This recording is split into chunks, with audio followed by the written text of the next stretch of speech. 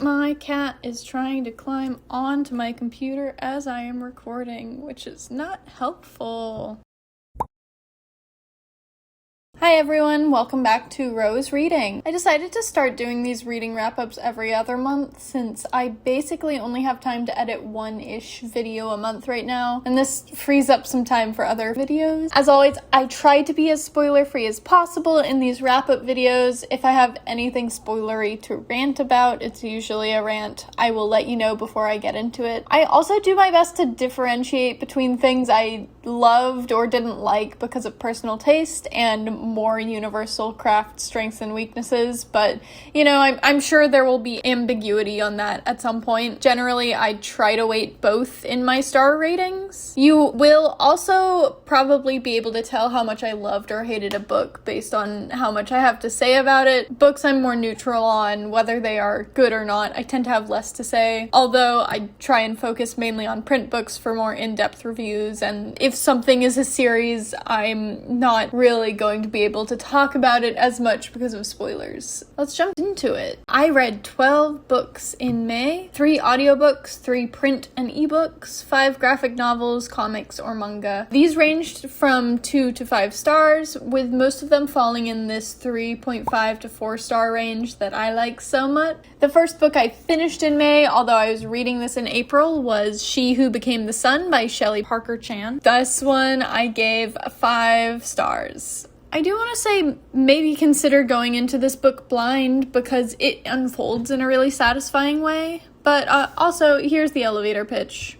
She Who Became the Sun opens with 2 siblings, Zhu Chongba, who is told his destiny is greatness, and a girl who's told her destiny is nothing. Well, the original, in air quotes, Zhu Chongba dies, and our protagonist takes his name and fate and vows to fulfill it. She is like 11, by the way, so I respect the hell out of that audacity. And Zhu pursues this fate with a vengeance and intellect that could indeed shape the world. At the same time, you're following Ouyang, a man who's vowed to take revenge against the royal family who killed his relatives and enslaved him at all costs. This is a sensationally intricate book that's part military fantasy with a lot of faction intrigue, my personal favorite, and part self-actualization narrative. It has this beautiful, almost film-like approach to imagery, and I, as always, am a character-first reader, and every single character here lives and breathes. They are so grounded, each has their own unique voice and wants, and they are not afraid to hurt each other to get what they want. It is such a well-written interpersonal drama on so many levels. A big high point of this book for me is that it's really wonderful to see queer characters who don't necessarily have the luxuries of modern queer acceptance or labels as they find themselves and their place in the world. That aspect of the book is incredibly well realized and a great counterpoint to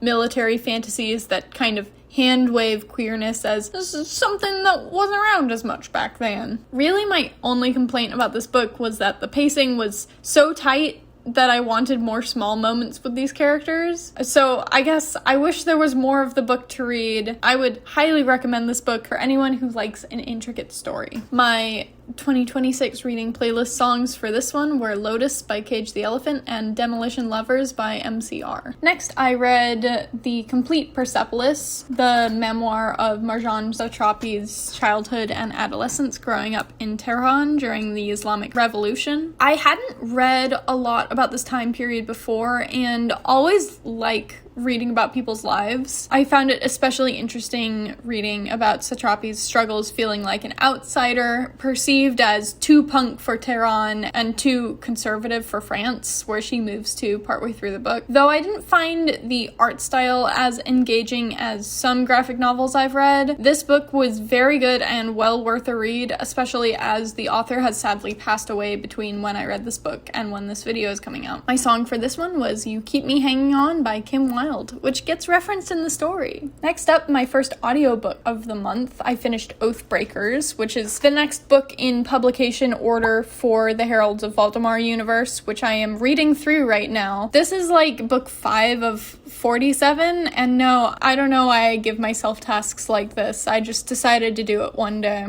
The Oathbreakers is book 2 of the Vows and Honor series, following Swordsworn partners Tarma and Kethri as they follow the trail of a missing woman and stumble across a very messy succession situation in her homeland. I will say this book is better than the first one in this series, but it did feel like a bit of a chore at times. It's very much a book where characters just get handed cool things, talk about how clever they are for avoiding consequences in XYZ ways, and save the day, which is very jarring against the very heavy subject matter of sexual assault and death, especially of women, which feels like it should be handled with more narrative weight than it is here. I do like that we talk about it and have like a revenge plot in this book. I just want a bit more of something from it. Honestly, the only thing getting me through this series was how much I like our main squad of characters. I love Tarma and Kethri's relationship and rapport and how queer it is. It's really refreshing to read. Though I don't love Mercedes Lackey's style some of the time, I do find her incredibly notable in that she was writing queer and deeply queer-coded characters back in the 80s and 90s. Maybe I'll walk that statement back after reading more of Valdemar, but I do feel deeply seen by Tarma's arc in this book. While she is magically arrow-ace, she is kind of being pushed to realize that she still deeply loves and cares about her platonic partner Kethri, which, you know, is a predecessor to arrow-ace arcs everywhere. I think I'm on a path to read like 4 books with oath something in the title by the end of the year, so that's kind of funny to me, and I might make a video about it. My song for this book was Out of Your Mind by the Mr. Wives. This next book, I want you to imagine just reading outside under the trees with a delicious passion fruit iced tea that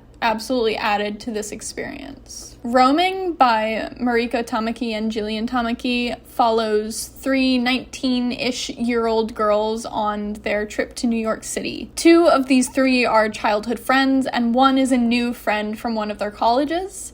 They're really excited to spend 5 days exploring. But if there's anything I know about travel, is that it can and will bring up every single tension point between people. So this ends up being a delightfully messy, beautiful story that absolutely captures the feeling of this age and stage of life, at least from the background of first semester off to college North American people. It's also so beautifully illustrated with this sunset limited color palette that just works so well in so many scenes. It's just really atmospheric. I highly recommend this one if you like coming of age type stories. I guess I did end up reading a lot of coming of age stuff this month, so it's interesting to see that kind of emerge, especially because I don't read much YA, so this was all like more adult novels. I don't know, interesting. This next book I read was a reread because it's similar in vibe to a novel I'm outlining over the summer. Amberlough by Laura Elena Donelly is a queer romance and spy thriller set in a fantasy version of the Weimar Republic. Feels very inspired by Cabaret, as the action in this book revolves around the Bee, a cabaret that 2 of the main characters work at. The other main character, Cyril, is a very traumatized spy who gets in way over his head very quickly. This is one of those books where my love of the characters kind of offsets a lot of the weaknesses in the storytelling. I'm absolutely rooting for this cast of characters just because of the sheer way that Donnelly portrays their suffering and guilty consciences. It does feel very like Tumblr fanfic at times, but I was eating it up, so just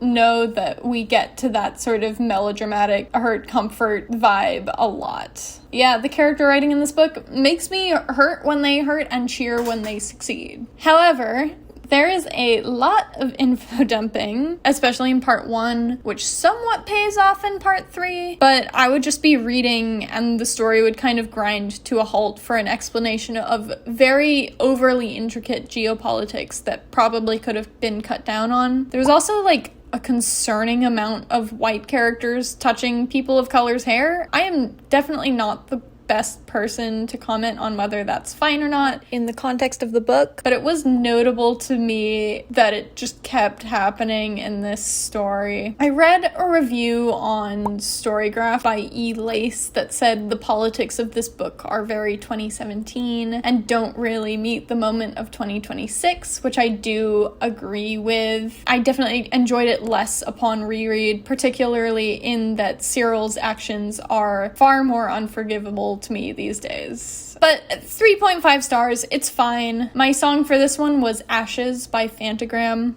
I just really like this Fantagram album. You'll notice there's a lot of songs on my playlist from it. Back in the audiobook world, basically immediately after finishing The Oathbreakers, I picked up Magic's Pawn, the 6th book of Valdemar in publication order, and the first in the Last Herald Mage trilogy, because honestly I just needed to convince myself that this nearly 50-book endeavor was worth pursuing, and in retrospect, me worrying that this book would be allergic to consequences like the Vows and Honor books were is incredibly funny because of what the plot does. Here is your check the content warnings reminder because, hey, this book has some pretty graphic on-page subject matter, and I would not recommend it if you're in any sort of dark mental state. Please check the content warnings. Magic's Pawn follows Vanyel, who grows up feeling like an outsider in an abusive household and ends up moving into his Herald Mage magical horse cop aunt's house in the capital of Valdemar, where the magical horse-shaped companions who support Valdemar's government and their chosen heralds train. And this ends up being great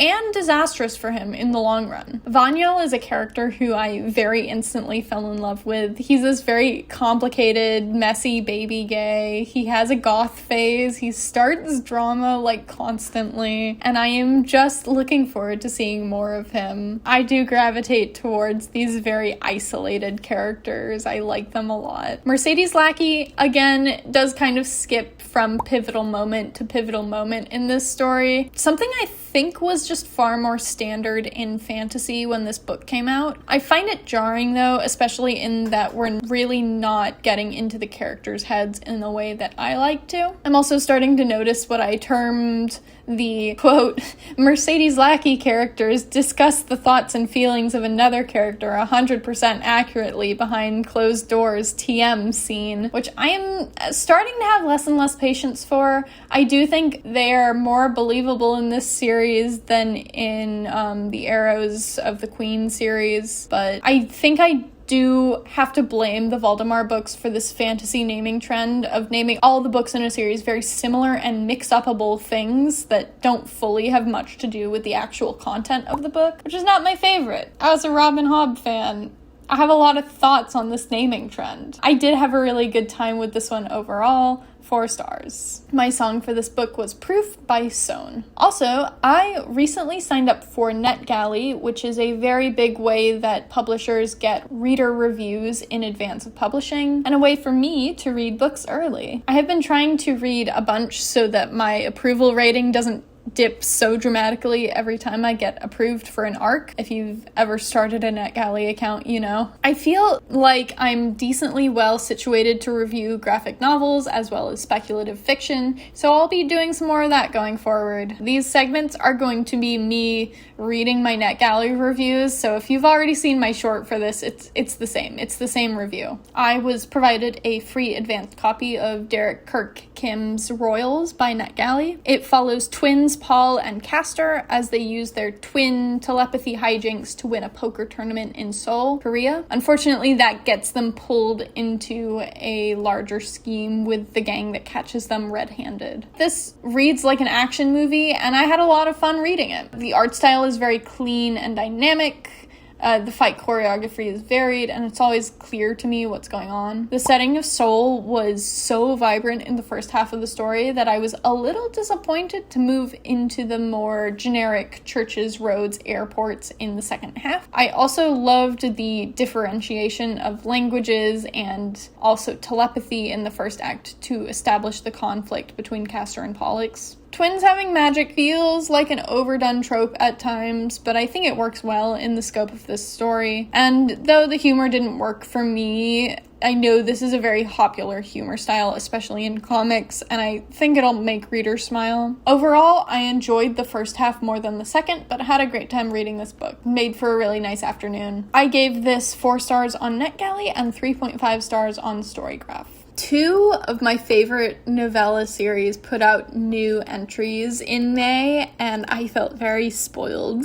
The one I got to first was Platform Decay by Martha Wells, the 8th book in the Murderbot series. I'll fix that if it's wrong. Damn, Murderbot is so back. I do think I tend to enjoy Murderbot books that have some focusing on character dynamics, and so this one was perfect for me. Platform Decay follows our favorite SEC unit on a civilian extraction mission on a planetary torus, basically this thing that wraps around a planet. This was such an intricate, tense mission from start to finish with some big moral quandaries, and I'm so happy. I liked but didn't love books 6 or 7 in this series, so I am so glad to see a return to form. Dare I say, peak Murderbot. 5 stars. I put Let's Get Over This by They Might Be Giants on my playlist for this. My kind of big print book this month was a continuation of my Stormlight Archive reread, Words of Radiance by Brandon Sanderson.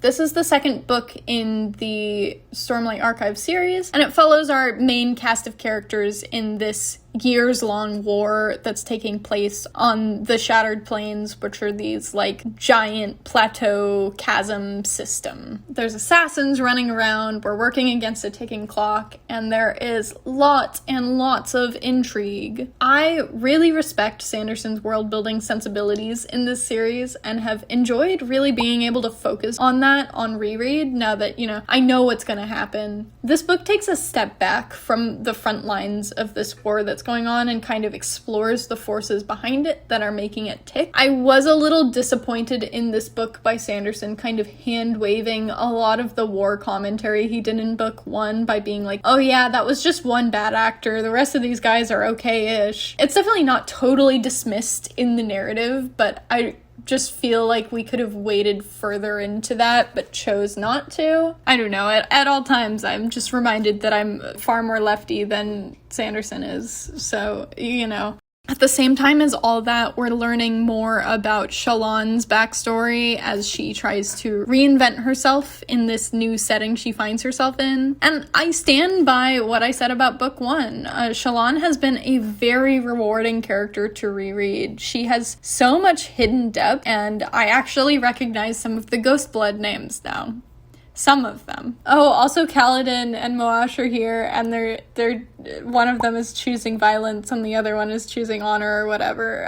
That's a very fun arc. I like that one. I gave this one 4.75 stars, knocking a quarter star off my original rating because the dialogue and scenes from part 1 of this book are just so noticeably rougher than the rest of the book. Like, I, who had read this book before and knew that I enjoyed it, was reading some of the interactions in the first 100 pages and being like, first of all, he would not say that.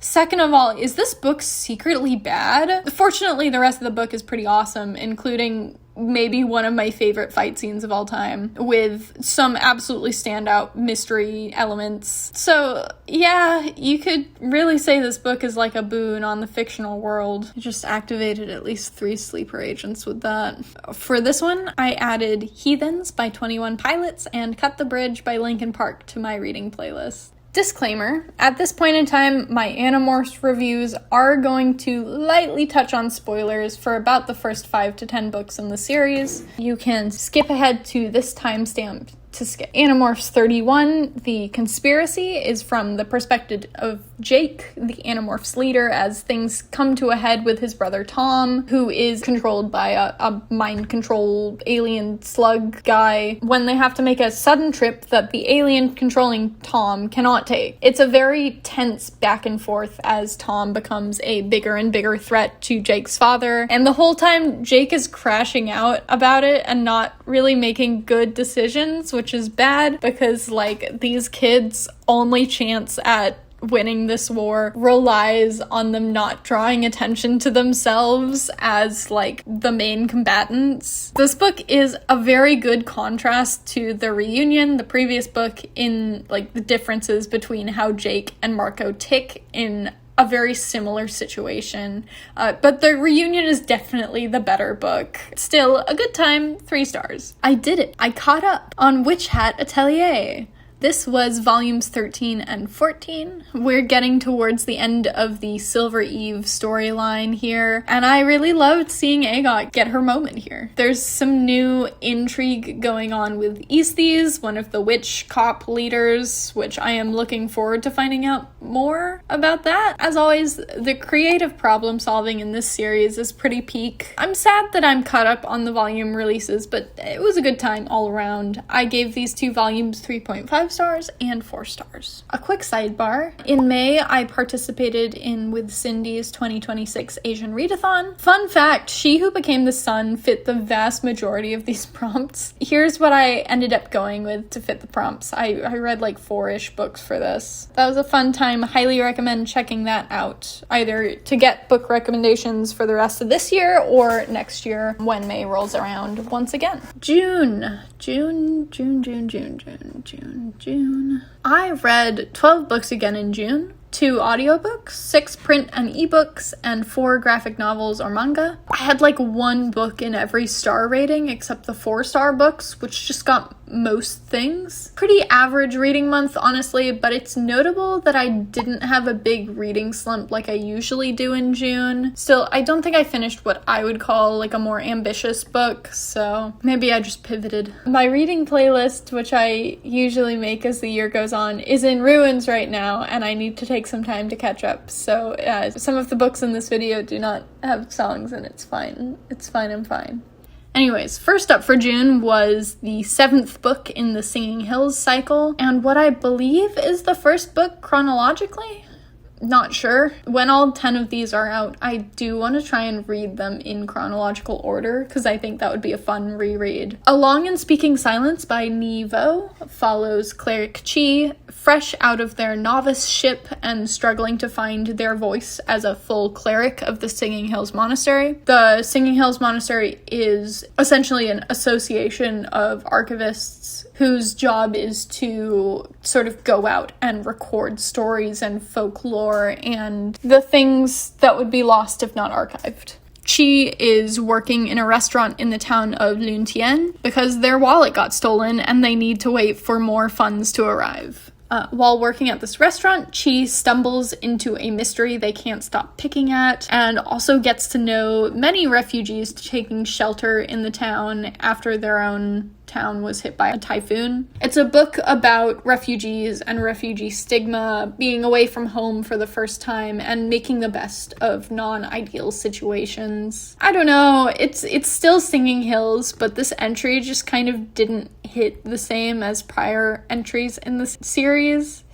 I don't know how to explain it. Maybe I was just in the wrong mood for it. I liked what this book was saying. It was just kind of lacking that level of polish and narrative tension that the better entries in the series have. I give this one 3.5 stars. Next was a book from my read by the end of the year or donate shelf, Sabrina and Corina by Fajardo-Anstine. Sabrina and Corina is a short story collection, which I think I picked up after really liking her novel, Woman of Light. Each story follows a Latina woman with indigenous ancestry in and around Denver, Colorado. I liked the discussion of class and race here, especially because of the breadth of women of this identity Fajardo-Anstine is able to portray through this collection. But like a lot of literary fiction, it just wasn't for me.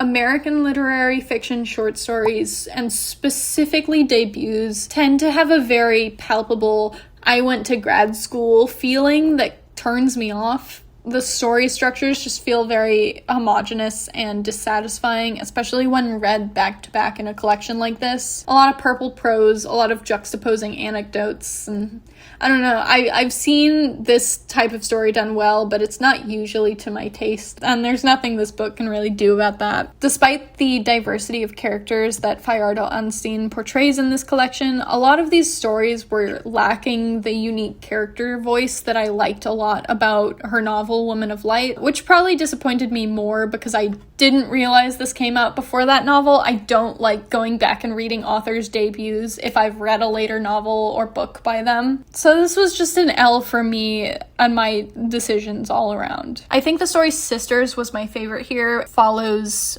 two sisters who are dating two men, but one of them is a closet lesbian, and it just unfurls from there. That one I really, really liked. I give this one 2 stars. I do just think it wasn't for me. Going straight from that to my favorite book of the month, The Nightingales by Emil Wilson, which I got a free ARC copy of from NetGalley. This book is excellent. The Nightingales follows Lou and her family when Lou's father lets a sick co-worker Jim move in with them. It's the 1980s and Jim doesn't have cancer like everyone is euphemistically saying. He has AIDS. What follows is an exploration of Lou's deep friendship with Jim and how it changes the trajectory of her life. I am very much a character-focused reader, and the character studies in this book are top-notch. Though Jim's presence and then absence in Lou's life are the through line, Lou's parents also get very creatively stylized sections that make you kind of understand where they're coming from. This book very much reminded me of Margot's Got Money Troubles, one of my favorite books, in that you never quite know who will show up for you in the everyday pivotal ways. I am always eager to read more about the AIDS crisis, and its portrayal here, to the best of my knowledge,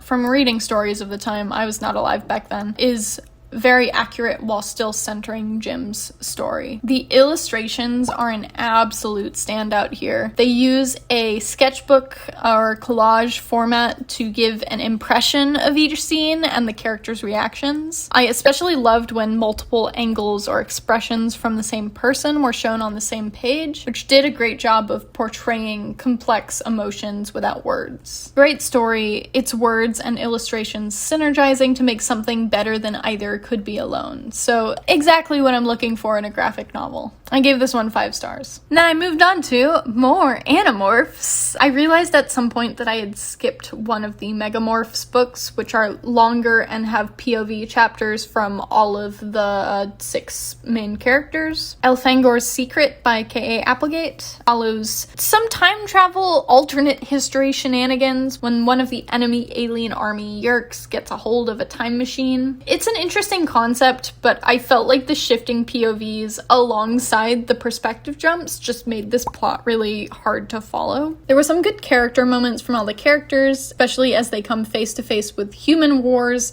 and have to relate it to their experience fighting their secret alien guerrilla war. A no context shout out to Tobias. If you know, you know. Still, I gave this one 2.5 stars. Not my fave. I kind of want to tier rank all of these once I'm done reading them. I think that would be fun. So on my book bingo for this year, I have read a book from 1926, 100 years ago, and I was not going to pass up an opportunity to read an Agatha Christie novel, no matter how much I was tempted by Winnie the Pooh. The Murder of Roger Ackroyd by Agatha Christie is a Hercule Poirot novel that's following this surgeon character whose good friend Roger gets stabbed to death. If you don't know Poirot, well, he's basically the predecessor to Benoit Blanc of the Knives Out movies. He gets introduced in this book when he throws a zucchini over the fence at our narrator, and he is up to his usual antics in this book, just figuring things out and not letting the cast into his thought process until his classic dramatic reveal at the end. I got super pranked by this book because I chose not to unpack a certain can of worms, and clearly that was the wrong way to guess the murderer. As always, Christie is so well known in mystery and thriller spaces for a reason. This is an excellently crafted, book, very intricate, and with a lot of like little sub-mysteries to dig into. Definitely written in the 1920s with some general racial weirdness and things you definitely should not say in the big year of 2026. I gave it 4 stars though. It was a good time. Also, disclaimer, a friend of mine got this book spoiled by its own foreword, so maybe if your copy of this book has a foreword, don't read it. I don't know why you would put a spoiler in the foreword. That seems like a bad idea. Next, I read the first 2 Warrior Cat books. I am making a dedicated video about these, so I'm not going to talk about them here, but yeah, I think I gave them both around 3.5 stars.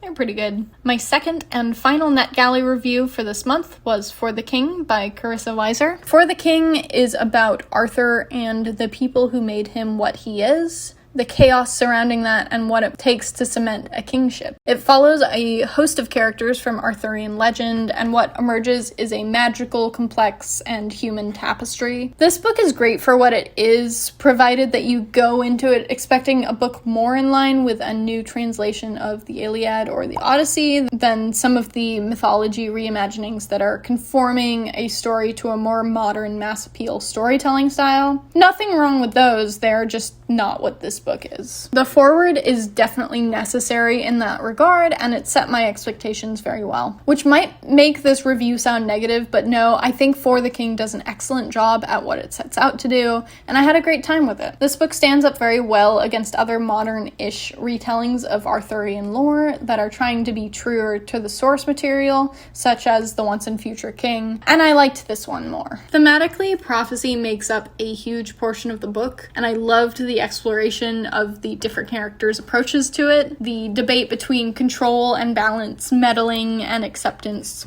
works really well as the through line connecting a lot of disparate stories. Some of the prose gets a little too melodramatic for my taste at times, but by and large, this book does a great job on a page-by-page basis of selling its world as expansive and grandiose. Weiser states that she's taking a character-driven approach, and that succeeds. I felt very emotionally connected to all of these characters, who are varied in personality and incredibly morally complex. I was cheering for Baldric and Nimue, fascinated with Morgan, vaguely disappointed in Arthur. It made the large cast much easier to follow. This book's portrayal of Merlin in particular, who quickly becomes the central antagonist, is great. He's cast such a wide net of control over this whole story, and so the hints of how it will fall apart are satisfying to see unfold. It's both a timeless portrayal of misuse of power and very prescient in the present political moment, which is even more impressive to me given how true to the source material this book stays. Weiser works very hard to weave everything together, and yes, that leads to some skipping around, a cast of characters that feels too big for this book at times, and an exposition that feels more like an unfocused prologue to the events of the middle and end of this book. At some level, though, those are criticisms I have of Arthurian legend, not the specific book. At every turn, I could feel the author working to make it all more accessible, and I think she succeeds well there. I definitely wish this book had some sort of section at the back with a breakdown of the bigger changes the author made, what's historical, etc., similar to the section at the end of The Scandalous Confessions of Lydia Bennet, which I'm definitely interested in that sort of thing, especially because the amount of care the author has for the source material here is evident. I gave this book 4 stars, and I think this is an excellent entry point into Arthurian legend for those who are interested in it. I'm looking forward to the next installment. Near the end of this month, I took a break to read my current favorite popcorn series, Marriage Toxin. This series follows Poison Clan heir in the criminal underground, Hikaru Gero, and his marriage counselor Mei Kinosaki as they try to get Gero a girlfriend. During this arc, we meet this really cute hamster beast trainer, and also kind of the best, most One Punch Man coded side character. They are infiltrating an enemy base, and it all gets silly, and also, and we do a really good job here of not discounting physically weak characters, which I always like when shonen does. This manga just continues to be really fresh and creative for a fighting shonen manga, and it's so funny. Its comedic timing is just top notch. So yeah, really fun. the sort of stuff I want from romance adventure fiction. I gave these all the range of like 4.5 stars. Last up from this month was my book club's June pick, These Heathens by Mia Mackenzie. This novel follows Doris Steele, a 17-year-old black girl from small-town 1960s Georgia, who asks her teacher for a big favor. She needs an abortion. They go to Atlanta, and Doris is kind of exposed to a wider world full of heathens of various stripes. This book is kind of the everyone is here of 1960s civil rights activists, as well as portraying a really messy lesbian love triangle situation that Doris has to come to terms with as she's starting to decide things for herself in life and come into her own agency. This is an excellent historical fiction book about blackness, queerness, womanhood, and choice, and Doris is such a wonderful perspective character to follow. She is so funny in that like deep South way and really brings a narrative voice to this book that's special. The theme of choice and knowing what's right for you is a great through line to the complex character dynamics and all the different well-researched activist groups throughout this story. That said, the first 2/3 of this book are definitely much better than the last act, when everything gets both weirdly contrived and resolved far too easily. It very much is skirting close to Deus Ex Machina territory. I'm always a little weirded out by real-life people becoming characters in historical fiction, and that is the case here. My book club had a lot to discuss about that. I think this book is worth a read, but definitely wish the resolution to the story had been as good as the rest of it. I read a Storygraph review by K9 saying that this would be a good English or history class read for high schoolers, and I definitely agree with that. There's a lot to dig into here from a historical angle. I gave this book 4 stars and added Liftoff by Labyrinth to my playlist for it. And that's all for these 2 months. I added a couple of these to my book bingo. Here's where I'm at on that. Actually doing pretty good. I finished this Books I Own box thanks to my Warrior Cats rereads, so that's nice. I really need to pick up some more nonfiction in the next few months if I want to finish this bingo board. I kind of want to pick up Doppelganger by Naomi Klein. I have a couple nonfictions that I'm like halfway through on, but I keep listening to podcasts instead of actually finishing my audiobooks. So, I feel like I'm on track though. Thank you everyone for watching. Please comment if you read anything particularly good this month, and I will catch you next time. See ya.